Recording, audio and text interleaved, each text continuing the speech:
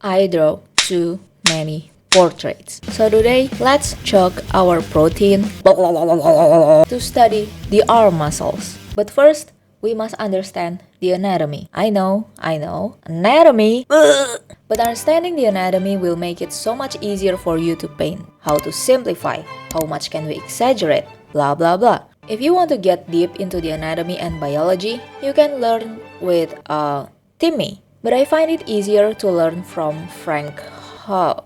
I don't want to mispronounce their name, so Horlw. Also, I found another one on Pinterest from I definitely cannot read their name.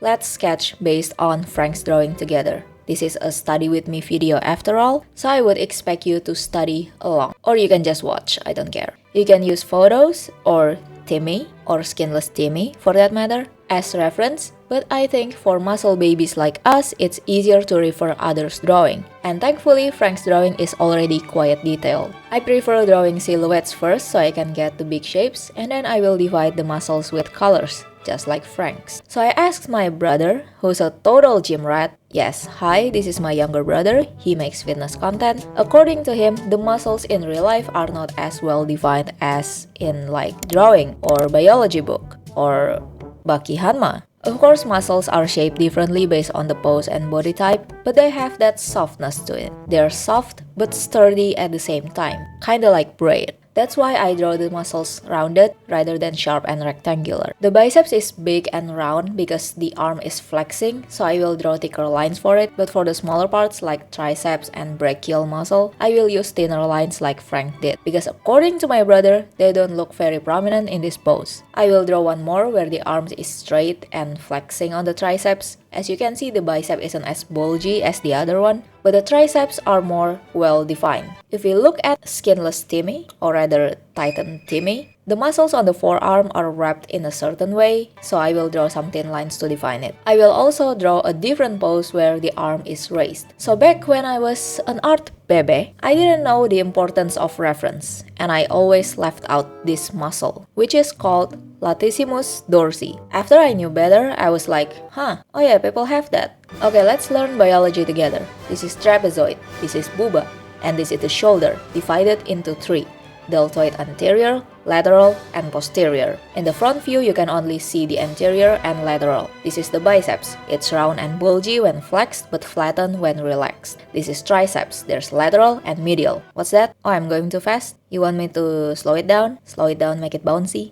This is brachioradial. It sort of connects the upper arm to the forearm along with extensor, which is why the arm is not just two straight lines. I like adding a lot of lines and hatchings for a drawing, but in a painting, with all the rendering and stuff, I prefer as little detail as possible. To those of you who are future doctors or just really good at biology, please let me know if I say something incorrect or if you have any additional information about arm muscles. Share your knowledge. Okay, now we can move on to the painting. We are painting Genshin's thickest boy so far, Wriothesley? Hold on.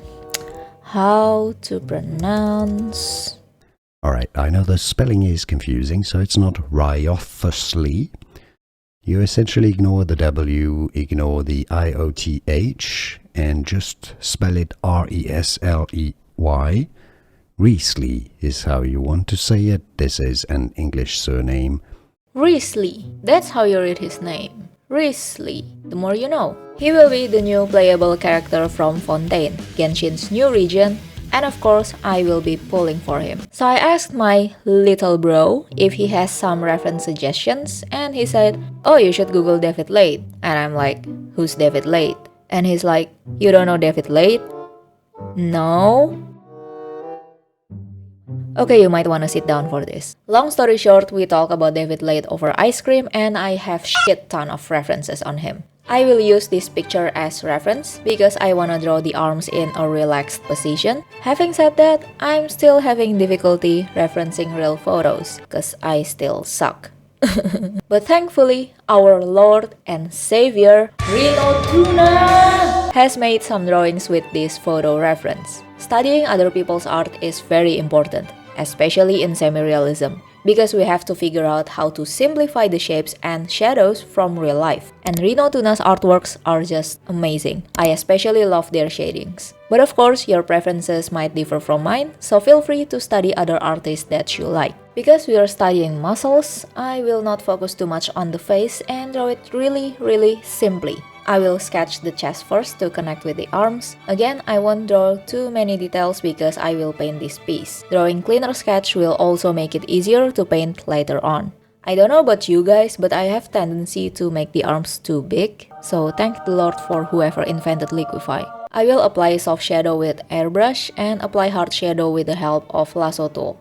Now here's why learning from other people's art is very important. I don't know where to place the hard shadow just from this picture alone. And not because of the dollar sign. I have the full picture, I just cannot differentiate the soft shadow from the hard ones. But in Rino Tuna's artwork, I can easily map out where the hard shadows are. I also really like how they simplify the shadings, like you can see the shapes of the hard shadow easily. I will fix the shadow by using pencil graphite brush and soft eraser. For us muscle babies, sometimes we are afraid to use darker shadow because it can look harsh, so try using lower opacity brush for this. For blending, I prefer using pencil graphite brush on low opacity instead of smudge or blur. Pencil graphite is my go-to brush for almost everything. Watch this video to see how I use it in more detail. I prefer using larger size to paint because it can capture all the big shapes and the softness of the muscles, but still look sturdy at the same time. Remember, braid.